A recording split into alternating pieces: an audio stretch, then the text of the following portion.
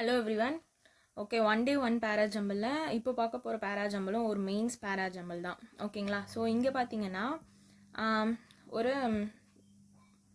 6 sentence கொடுத்துருக்காங்க. ஓகேங்களா? So first 6 sentence என்ன பண்ண சொல்லியிருக்காங்கன்னா ப்ராப்பராக வந்து ஃபார்ம் பண்ண சொல்லியிருக்காங்க. தென் அதுக்கப்புறமா கொடுத்துருக்க கொஷின்ஸ்க்கு வந்து நம்ம ஆன்சர் பண்ணணும். ஓகே ஓகே ஸோ நம்ம ஃபஸ்ட்டு எப்பவுமே போல் என்ன பண்ண போகிறோம், இந்த பேராஜம்பிள் வந்து ஒரு 6 சென்டென்ஸ் கொடுத்துருக்காங்களா. ஸோ ஃபஸ்ட்டு சென்டென்ஸ் எப்படி கண்டுபிடிப்போம் அந்த மாதிரி தான் இப்போ வந்து இதில் ஃபஸ்ட்டு சென்டென்ஸ் வந்து பார்க்க போகிறோம். So unfortunately such people fail to recognise. So இங்கே சச் பீப்புள் வருதுல்ல. ஸோ சச் பீப்புள்னா முன்னாடி ஏதோ ஒரு பீப்புளை பற்றி பேசியிருப்பாங்க. அப்போது எனக்கு பி வந்து வராது ஃபஸ்ட்டு சென்டென்ஸை. ஓகே, ஸோ செகண்ட் பாருங்க, even today the constant refrain heard from a large part of India's population is that children have no option but to work to financially support their impoverished family. So even today, even இன்னிக்கும் பார்த்தீங்கன்னா அப்படின்னு சொல்கிறாங்க. அப்போனா ஏதோ ஒன்று ஒரு விஷயத்த முன்னாடி கண்டிப்பாக பேசியிருப்பாங்க. நம்ம என்ன பண்ணணும், ஈவன் டுடே அப்படின்ற வார்த்தையை படிக்கும் போதே இது ஃபஸ்ட்டு சென்டென்ஸாக வராது அப்படின்னு படிச்சுக்கலாம். பட் ஆனால் இன்கேஸ் வரத்துக்கு ஒரு சில சான்சஸ் இருக்கும் அப்படின்றதுனால நம்ம ஃபுல்லாக படிக்கிறோம். ஸோ ஃபுல்லாக படிக்கும் போது அது வந்து ஒரு ஜென்ரல் ஸ்டேட்மெண்ட் மாதிரி எனக்கு தெரியல. ஓகேங்களா? ஜென்ரலாக ஏதோ சொன்ன மாதிரி தெரியல, ஏதோ ஒரு விஷயத்த முன்னாடி பேசியிருக்காங்க, அதுதான் இங்கே பேசின மாதிரி இருக்குது. ஸோ அதனால் எனக்கு வந்து கியூ வந்து வராது. ஓகேங்களா? ஸோ ஏன்னா ஃபஸ்ட்டு இங்கே வந்து ஸ்டார்ட் ஆகிறதே ஈவன் டுடே அப்படின்னு சொல்லி தான் ஸ்டார்ட் ஆகுது. ஈவன் டுடேனா என்ன அர்த்தம், இன்னிக்கும் அப்படின்ற ஒரு அர்த்தமா? அப்படின்னா ஏதோ ஒன்று முன்னாடி நடந்ததை பற்றி பேசியிருக்கலாம். கரெக்டாக? ஸோ அதனால் நான் வந்து பிக்யூ வந்து ஃபஸ்ட்டு சென்டென்ஸ் வராதுன்ட்டு நான் ஃபிக்ஸ் பண்ணிட்டேன். ஓகே, இது ரெண்டும் கிளியரில். ஸோ நம்ம எப்பவுமே கண்டுபிடிக்கிற அதே டைப் தான் இந்த 6 சென்டென்ஸில் நம்ம ஃபஸ்ட்டு சென்டென்ஸ் கண்டுபிடிப்போம், பேர் கண்டுபிடிப்போம், ப்ளஸ் வந்து இந்த ஆர்டர் கண்டுபிடிச்சிட்டோன்னா இவங்க கொடுத்துருக்க கொஷின்ஸ் வந்து நம்ம அப்ரோச் பண்ணலாம். ஓகே, இது மெயின்ஸ் லெவல் பேராஜம்பிள். இது வந்து எப்படி பார்த்தீங்கன்னா உங்களுக்கு மேபி இந்த கண்டுபிடிக்கிறது ஈஸியாக கொடுத்துட்டு கூட இங்கே 5 கொஷின்ஸ் தருவாங்கள்ல, அதில் வந்து கொஞ்சம் டஃப்பாக கேட்குறதுக்கு சான்சஸ் இருக்குது. ஸோ இது உங்களுக்கு ஈஸியாக இருந்தாலே நீங்கள் அதை படித்து பார்த்து ஆன்சர் பண்ணுற மாதிரி தான் இருக்கும் அந்த 5 கொஷினுக்கும். ஸோ இந்த மாதிரி கொஷின் வந்தாலும் ஸ்கிப் பண்ணாமல் ட்ரை பண்ணி பாருங்கள். ஓகே, இப்போ பிக்யூ வந்து எனக்கு வராதுன்னு தெரிஞ்சிருச்சு. இப்போ நான் நெக்ஸ்ட்டு ஆர் படிக்கிறேன். In India and other nearby developing countries, child labor was not considered a pertinent issue until 30 years ago. Okay, so இங்கே வந்து until 30 years ago அப்படின்றத பற்றி ஒரு டைம் லைன் பேசியிருக்காங்க. நெக்ஸ்ட்டு கியூவில் வந்து ஈவன் டுடே அப்படின்ற ஒரு டைம் பேஸ் பேசியிருக்காங்க. கரெக்டாக? இப்போ நம்ம பார்த்த 2 சென்டென்ஸ்லேயும் 2 இடத்துல 2 டைமை பற்றி பேசியிருக்காங்க. 30 years agoனா பாஸ்ட் டென்ஸ் பற்றி, ஈவன் டுடேனா ப்ரெசண்ட். ஓகேங்களா? ஸோ இதையும் படிக்கும்போது அப்படியே ஞாபகம் வச்சுக்கோங்க. ஆனால் எனக்கு ஆரில் வந்து பார்த்திங்கன்னா சைல்டு லேபர் அப்படின்ற ஒரு கண்டென்ட் வந்து ஜென்ரல் இது பற்றி பேசுகிற மாதிரி தான் தெரியுது. ஏன்னா இப்போ நம்ம ஃபஸ்ட்டு பீலையும் படித்ததில் சைல்டு லேபரோட இதுதான் சொல்லியிருக்காங்க, ப்ளஸ் கியூலையும் வந்து அதுக்கப்புறமா நடந்த சம்திங் ஏதோ சொல்லியிருக்காங்க. பட் ஏன்னா ஆரில் தான் வந்து இந்த சைல்டு லேபர் வந்து ஒரு not considered a pertinent issue அப்படின்றத சொல்லியிருக்காங்க அன்டில் 30 years ago வரைக்கும். எங்கன்னா இந்தியாலையும் அண்ட் அதர் நியர்பை டெவலப்பிங் கண்ட்ரீஸில் அப்படின்னு சொல்லியிருக்காங்க. கரெக்டாக 30 வருஷத்துக்கு முன்னாடி 30 வருஷம் ஆகோ வந்து என்னென்னா ஒரு சைல்டு லேபர் அப்படின்றது ஒரு பெரிய இஷ்யூ கிடையாது. எங்கன்னா India and other nearby developing கண்ட்ரீஸில் அப்படின்னு சொல்கிறாங்க. இது வந்து ஒரு ஜென்ரலாக பேசுகிற ஸ்டேட்மெண்ட் மாதிரி இருக்குது. ஸோ நான் எனக்கு வந்து ஃபஸ்ட்டு சென்டென்ஸ் ஆறாக வரத்துக்கு வாய்ப்பு இருக்கலாம். ஓகேங்களா? ஸோ ஆனால் அதே மாதிரி இங்கே ஒரு நம்ம பேரும் ஃபிக்ஸ் பண்ணலாம். எப்படின்னா 30 years ago அப்படின்னு பேசிட்டு ஈவன் டுடே, இன்னைக்கு இப்போ பாஸ்ட்டை பற்றி பேசினா தானே ப்ரெசன்ட் வந்து ஈவன் டுடே அப்படின்றத நம்மளால் இன்றைக்கும் அப்படின்ற ஒரு விஷயம் ஸ்டார்ட் பண்ண முடியும். பட் ஆனால் ஈவன் டுடே இப்போது இங்கே என்ன சொல்கிறாங்க, ஆரில் வந்து ஒரு 30 வருஷத்துக்கு முன்னாடி வந்து ஒரு சைல்டு லேபர் வந்து ஒரு பெரிய விஷயமாகவே இல்லை இந்தியாலையும் ப்ளஸ் பக்கத்தில் இருக்க நியர்பை டெவலப்பிங் கண்ட்ரீஸ்லன்னு சொல்கிறாங்க. ஆனால் கியூவில் வந்து எனக்கு ஈவன் டுடே, ஆனால் இன்னைக்கு இது வந்து ஒரு எப்படி சொல்கிறதுனா லார்ஜ் பார்ட் ஆஃப் இந்தியா பாப்புலேஷனில் is the children have no option. சில்ட்ரனுக்கு வேறு வழியே இல்லை. அவங்களோட இம்பவரிஷ்டு ஃபேமிலிஸ்க்காக இவங்க போய் சப்போர்ட் பண்ணியே ஆகணும் ஃபினான்ஷியலாக. அதனால அவங்க ஒர்க்கு போய் தான் ஆகணும் அப்படின்ற ஒரு இது தான் சொல்கிறாங்க கியூவில். அப்போது எனக்கு ஆரும் கியூவும் நான் இந்த டைம் வச்சும் வந்து நான் பேர் பண்ணலாம். அப்படி இல்லை அப்படின்னா எனக்கு வந்து ஒரு டவுட்லேயும் வைக்கலாம். இல்லைனா வந்து ஃபுல் சென்டென்ஸ் படித்து பார்த்தா கூட நம்மளுக்கு மீனிங் புரியுது. ஏன்னா 6ல் எனக்கு 30 வருஷத்துக்கு முன்னாடி சைல்ட் லேபர் ஒரு பெரிய விஷயம் கிடையாது. க்யூவில் ஆனால் என்ன சொல்கிறாங்க, பட் இன்றும் கூட வந்து இந்தியாவோட மக்கள் தொகையில் வந்து என்ன சொல்கிறாங்கன்னா, இந்த அவங்களோட இம்பவரிஷ்டு ஃபேமிலிஸ்க்காக அந்த சில்ட்ரன் வந்து வேறு எந்த ஆப்ஷனும் இல்லை, அவங்க ஃபினான்ஷியலாக சப்போர்ட் பண்ணுற ஒரு இதுதான் இப்போ இருக்குது அப்படின்னு சொல்லியிருக்காங்க. ஈவன் டுடே, இன்னைக்கு. ஓகே, ஸோ இதனால நான் வந்து ஆர்கியூ பேரா வரலான்ட்டு ஒரு டவுட்டு. ஸோ அதனால் ஆர்கியூ வச்சுருக்கேன். ப்ளஸ் ஆர் வந்து ஜென்ரலாக பேசியிருக்காங்க சைல்ட் லேபர் அப்படின்றத. அதனால் ஆர் வந்து ஃபஸ்ட்டு ஸ்டேட்மெண்ட்டாக வரலாம் ஒரு டவுட்டு. ஓகேங்களா? ஆனால் வந்து ஆர்கியூ பேரா வரத்துக்கு நிறைய சான்சஸ் இருக்குது. ஓகே, இப்போ பேலன்ஸ் 3 சென்டென்ஸ் படிச்சிட்டோன்னா எது ஃபஸ்ட்டு சென்டென்ஸும் கன்ஃபார்மும் பண்ணிடலாம். The amount of illegal money generated by Indian firms employing child labour could be as high $20 million every year. Okay, so இங்கே வந்து என்ன சொல்கிறாங்கன்னா, ஜென்ரலாக பேசுகிற மாதிரி கிடையாது. அமௌண்ட் ஆஃப் இல்லீகல் மணி வந்து இந்தியன் கம்பெனியில் எப்படி ஜென்ரேட் பண்ணுறாங்கன்னா, சைல்ட் லேபர்ஸ் மூலமாக ஜென்ரேட் பண்ணுறாங்க. எவ்ரி இயர்க்கு $20 million கிட்ட ஜென்ரேட் பண்ணுறாங்க அப்படின்னு சொல்கிறாங்களே கண்டி. இதில் இப்போ நம்மளுக்கு சென்ட்ரல் தீம் என்னன்னு தெரிஞ்சிச்சுன்னா, சைல்ட் லேபரை பற்றி பேசுகிறாங்கன்னு தெரிஞ்சிச்சு இத்தனை சென்டென்ஸ் பற்றி படிக்கும்போது. அப்போது ஆனால் வந்து அதை பற்றி இங்கே ஜென்ரலாக சொல்லலை, அதை பற்றி ஒரு இன்ஃபர்மேஷன் தான் சொல்லியிருக்காங்க. என்னென்னா, சைல்ட் லேபர் வச்சு நிறைய இந்தியன் கம்பெனிஸ் வந்து மணி வந்து ஜென்ரேட் பண்ணுறாங்க, எவ்ரி இயர் இவ்வளோ ஜென்ரேட் பண்ணுறாங்க அப்படின்ட்டு. அதனால் எனக்கு வந்து எஸ் வந்து ஃபஸ்ட்டு சென்டென்ஸாக வராதுன்றதை நான் ஃபிக்ஸ் பண்ணிட்டேன்.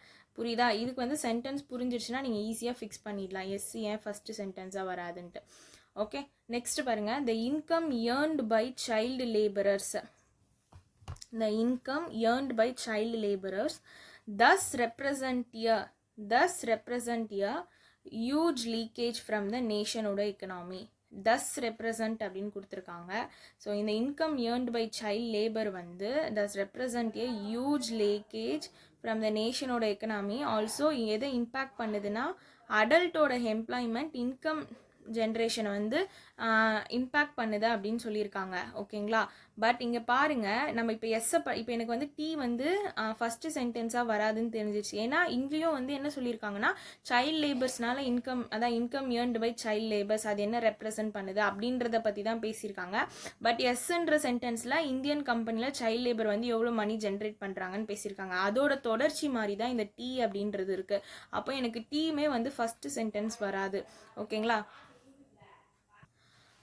ஸோ எனக்கு எஸ்டி நான் வந்து ஃபஸ்ட்டு சென்டென்ஸ் வராது அப்படின்றத ஃபிக்ஸ் பண்ணிட்டேன்னா, ஸோ இது வரைக்கும் எந்த டவுட்டும் இல்லை. கரெக்டாக? இப்போ வந்து ஆனால் எனக்கு எஸ்ஸும் டி ஏதோ ஒரு தொடர்ச்சி மாதிரி இருக்குது. ஏன்னா எனக்கு எஸ்ஸில் வந்து என்ன சொல்கிறாங்கன்னா, amount of illegal money generated by Indian company employing child லேபர்ஸை எம்ப்ளாய் பண்ணி.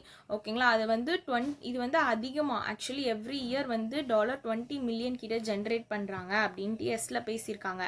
ஓகேங்களா? டீயில் பாருங்கள், அந்த income earned by child labour. So ஒரு கண்டினியூட்டி இருக்குல்ல. ஸோ அப்போ வந்து எஸ்டி வந்து எனக்கு ஒரு பேர் கிடச்சிடுச்சு. இப்போ ஆர்கியூ வந்து பேர் கிடச்சிடுச்சு. இங்கே யூ வந்து திஸ் ஷோஸ் அப்படின்னு ஸ்டார்ட் ஆகுது. ஸோ யூ ஆப்வியஸாக வந்து எனக்கு ஃபஸ்ட்டு சென்டென்ஸாக வராதுன்னு தெரிஞ்சிருச்சு. ஸோ இப்போ எனக்கு ஒரு கிளாரிட்டி கிடச்சிடுச்சு. அப்போ எனக்கு ஃபஸ்ட்டு சென்டென்ஸ் என்னன்னு தெரிஞ்சிருச்சுன்னா ஆறுன்னு தெரிஞ்சிருச்சு. ஃபஸ்ட்டு சென்டென்ஸ் என்னன்னு தெரிஞ்சிருச்சு, ஆறுன்னு தெரிஞ்சிருச்சு. அதோடைய பேர் தான் வந்து நம்ம ஆர்கியூன்னு பேர் பண்ணியிருந்தோம். அதே மாதிரி எனக்கு எஸ்ஸும் டியும் பேர் ஆயிருக்கு. ஏன்? இங்கே எஸ்ஸில் வந்து Indian firm employing child labour could be as high money generate பண்ணது சொல்லியிருக்காங்க.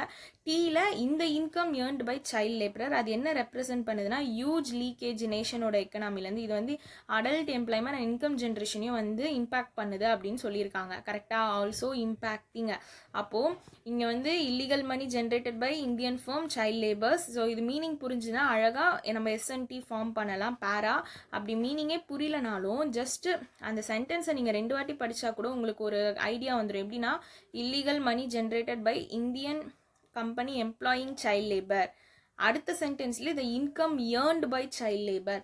ஸோ இதை வச்சே நம்ம கனெக்ட் பண்ணிக்கலாம். அப்போ எஸ்டி பேர் அப்படின்றது. இப்போ ஆர்கியூ கண்டுபிடிச்சிட்டோம். இன்னும் 4 சென்டென்ஸ் இருக்குது. இந்த 4ல் எங்கேயோ தான் எஸ்டி வரப்போகுது. கரெக்டாக? ஸோ ஓகே, இப்போ பேலன்ஸ் இருக்கிறது எனக்கு என்னென்ன இருக்குன்னா, பி இருக்குது, யூ இருக்குது, அவ்வளோதான். பியூ வச்சு தான் நம்ம இப்போ பேர் எது வந்து எந்தெந்த சென்டென்ஸில் வரப்போகுது அப்படின்றத நம்ம ஃபிக்ஸே பண்ண போகிறோம். ஓகே. ஓகே. ஸோ இப்போ எனக்கு கியூ படிச்சுட்டேன்னா இப்போ ஆர் படித்து பார்ப்போம் திரும்ப சென்டென்ஸ் ஃப்ளோக்காக. In India and other nearby developing countries child labour was not considered a pertinent issue until 30 years ago. Okay. So even today the constant refrain heard from a large part of India's population is that children have no option but to work to financially support the impoverished family. இப்போ எனக்கு கியூக்கு அப்புறம் you வருமானு பார்த்தா வராது. ஏன்னா இது this shows that societal attitude towards child labour. ஆனால் இங்கே கியூவில் படித்ததுக்கும் இது வந்து நம்மளோட societal attitudes towards child labour மாதிரி கிடையாது. அப்போ எனக்கு கியூக்கு அப்புறம் யூ வராதுன்னு தெரிஞ்சிருச்சு. பேலன்ஸ் இருக்க பி நான் படித்து பார்க்க போகிறேன். ஸோ இப்போ கியூக்கு அப்புறம் எஸ்ஸும் பியும் வருதான்னு செக் பண்ணி பார்க்கணும்.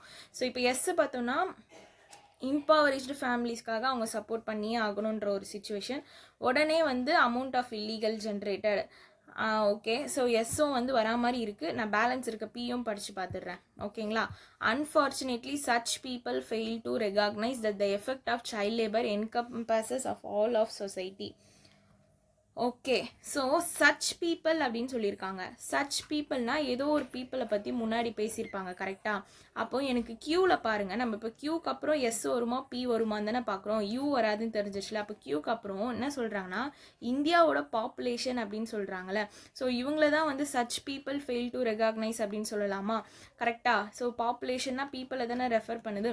So such people. ஸோ அப்போது எனக்கு கியூக்கு அப்புறம் பி வந்து பேர் ஆகுது. எப்படின்னா இந்தியாவோட population is that children have no option. So அப்போது இதுக்கப்புறமா வந்து such people fail to recognise அந்த பீப்புள் தான் இங்கே பாப்புலேஷனை ரெஃபர் பண்ணுது. ஸோ அப்போ எனக்கு கியூக்கு அப்புறம் பி வரும்னு தெரிஞ்சிருச்சு. ஓகே. இப்போது பேலன்ஸ் இருக்கிறது எஸ்டியு. எஸ்டியு இது மூணுத்தில் தான் எது வருதுன்னு பார்க்கணும். ஓகேங்களா. ஆனால் எனக்கு எஸ்டி பேருன்னு தெரிஞ்சிருச்சு. ஒன்று எஸ்டியு நம்மளுக்கு சப்போஸ் இது வரைக்கும் நீங்கள் கண்டுபிடிச்சிட்டிங்க அப்படின்னா சப்போஸ் அவ்வளோதான் உங்களுக்கு டைம் இல்லை. ஸோ ஆப்ஷன் பார்க்கலாம் எப்படி இருக்குது அப்படின்றத நீங்கள் கொஷினை பொறுத்து தான் எல்லாமே டிசைட் பண்ண முடியும். பட் ஆனால் நம்ம ஈஸியாக ஒரு வாட்டி படித்து பார்த்தோன்னா நம்ம மார்க் பண்ணிடலாம். ஓகேங்களா. பார்ப்போம். Effect of child labour encompasses all of society. இதுதான் வந்து என்ன ஷோ பண்ணுதுன்னா சொசைட்டல் ஆக்டிடியூட்ஸ் வந்து டுவர்ட் சைல்ட் லேபர் வந்து அவ் என்ஷூர்ட் இட்ஸ் பர்பியூட்டேஷன் இதை வந்து ஷோ பண்ணுதுன்னு சொல்லலாமா? ஏன்னா வந்து அன்ஃபார்ச்சுனேட்டாக இந்த பீப்புள் வந்து fail to recognise effect of child labour. இதுதான் வந்து என்ன ஷோ பண்ணுதுன்னா societal attitude towards child labour has ensured its perpetuation அப்படின்றத நம்ம ஈஸியாக சொல்லலாம். ஸோ அப்போ பிக்கு அப்புறம் யூ பேலன்ஸ் இருக்க எஸ்டி. ஓகே. ஃபைனலாக தான் வந்து இந்த சைல்ட் லேபர் வச்சு இன்கம் ஜென்ரேட்டட் பண்ணுறதை பற்றி பேசியிருக்காங்க. ஓகே. இப்போ வந்து நம்ம ஆப்ஷன்ஸ் பார்ப்போம் கொஷின்ஸு. ஓகே. ஃபஸ்ட்டு கொஷினே வந்து நம்மளுக்கு which of the following provide the correct final order of the statement R Q BUSD.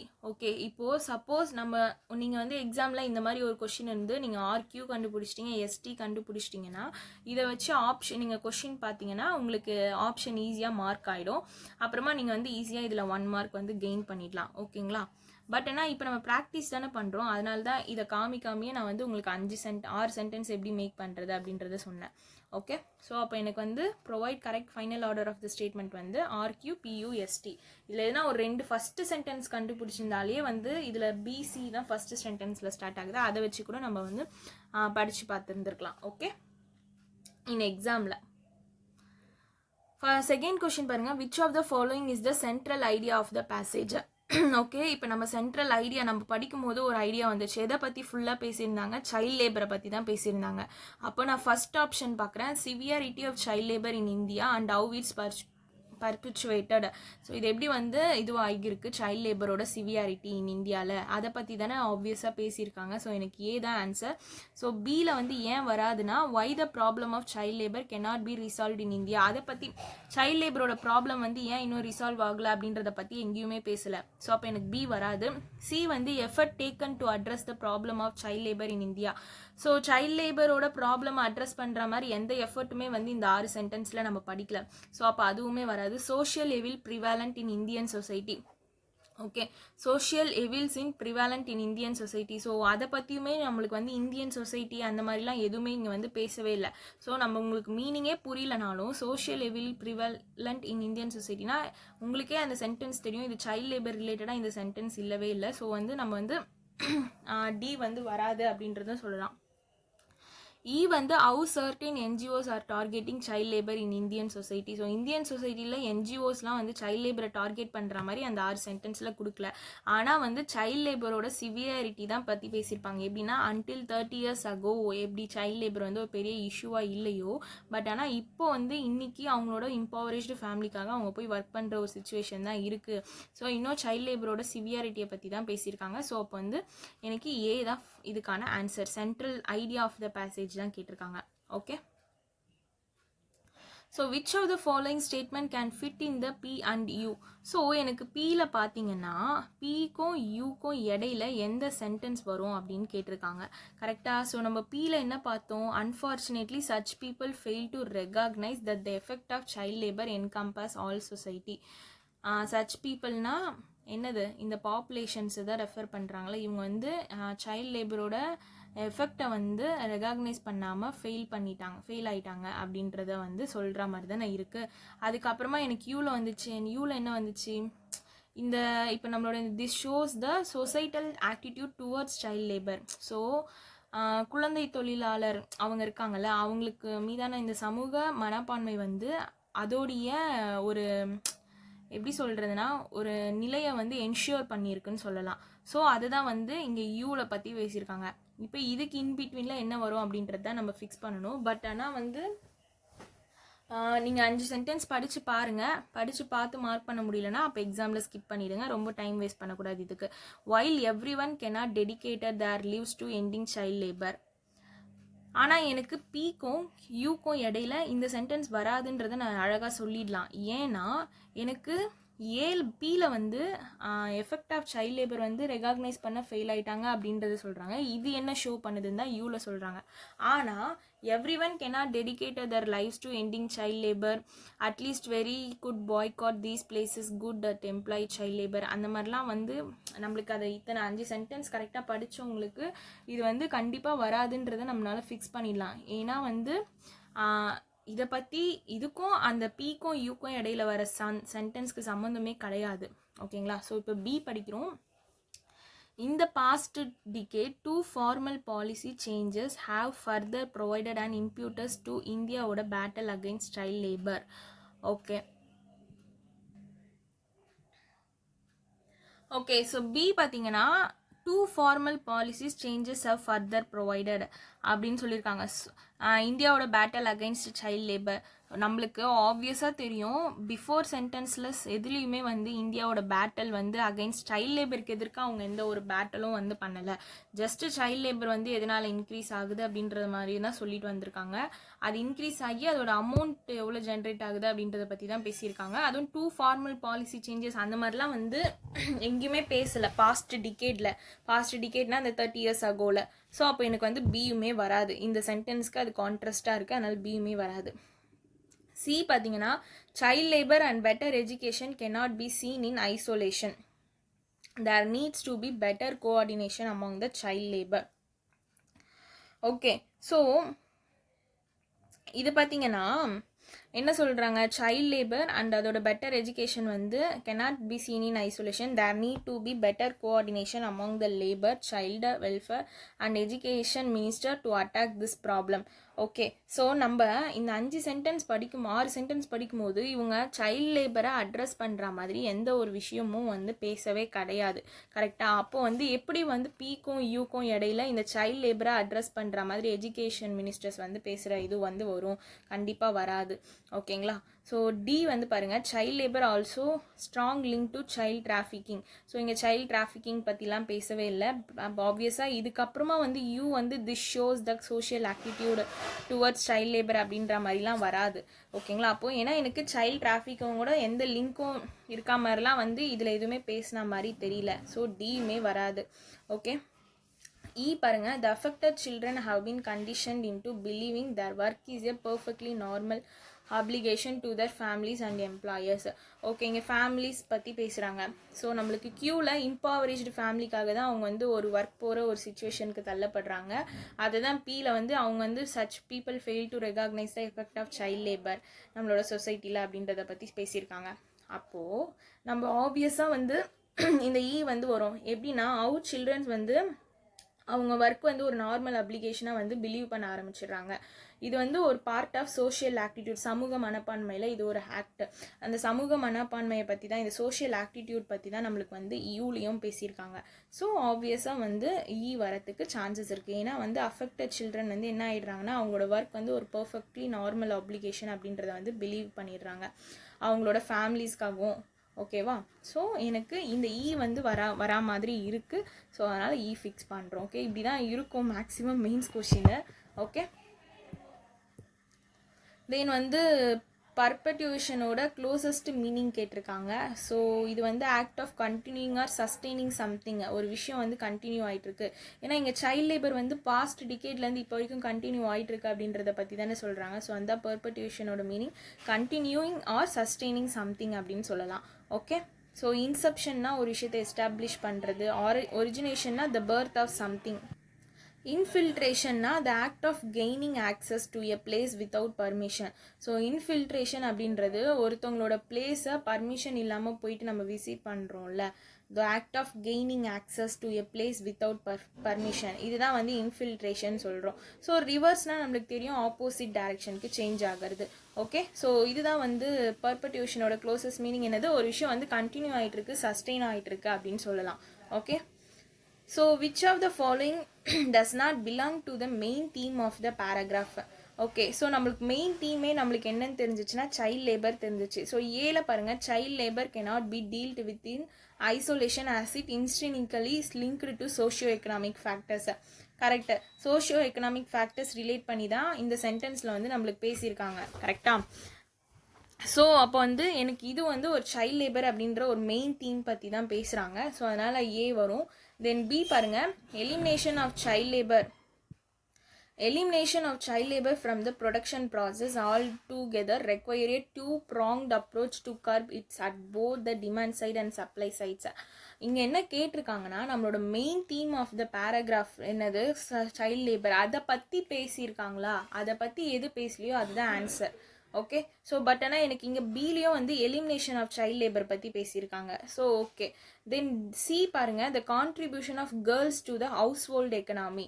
So household எக்கனாமியில் contribution of girls is often unpaid and unrecognise. இது வந்து கான்ட்ராஸ்டாக இருக்குது நம்ம இவ்வளோ நேரம் பார்த்த தீம்க்கு.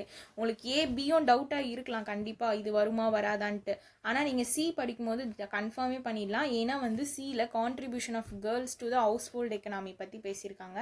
ஸோ அந்த மாதிரி நம்ம வந்து எந்த சென்டென்ஸும் படிக்கல. ஓகேங்களா? ஸோ அப்போ வந்து எனக்கு ஆப்வியஸாக சி தான் வந்து not belong to the main theme of the paragraph. ஏன்னா எனக்கு டீலுமே சைல்ட் லேபர் பற்றி பேசிட்டாங்க. ஓகேங்களா? ஸோ அப்போ எனக்கு சி தான் வந்து இதுக்கு ஆன்சர் இல்லைன்னு தெரிஞ்சிருச்சு. ஓகே, ஸோ இப்படி தான் இருக்கும் மெயின்ஸ் பேராஜம்பிள். டே பிஃபோர் வந்து ஒன் செட் ஆஃப் பார்த்தோம், இது வந்து ஒன் டைப் ஆஃப் இது. Okay, thank you.